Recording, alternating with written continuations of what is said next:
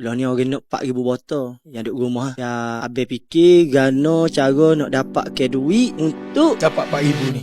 Saya pun masih tidur, saya menung lah. Tapi tak apa lah, kita kira biarlah. Itu adalah Allah tetapkan gitu deh. Saya bangun pagi tu, tiba-tiba ada orang call saya masa tu. Perfume ada? Cakap, perfume ada kak? Kalau saya nak dalam 2,000 botol boleh? Tu masa tu cakap, boleh kak? Saya faham. Saya pun cakap kat isteri saya, ya ada orang nak ni 2,000 botol perfume. Tapi duit tak ada. Nak ambil modal mana kita ni? Saya pun malam lagi kita bagi duit ke mak 1,500. Pergi minta balik lah dengan mak. Saya bangun, saya nak pergi minta dengan mak saya tu, buruk masuk call. Kalau orang lain pula cakap, dek saya nak order perfume 2,000 botol boleh? Cakap, boleh bang, abang nak bila je? Dia kat dalam 2 hari 3 hari macam tu lah. Saya on the way nak pergi kat emak saya. Saya patah balik. Dengan 2,500 tu tak cukup untuk saya nak cover 4,000 botol. Patah balik. Saya tak minta ada minta. Jadi macam Allah tak bagilah kita minta balik.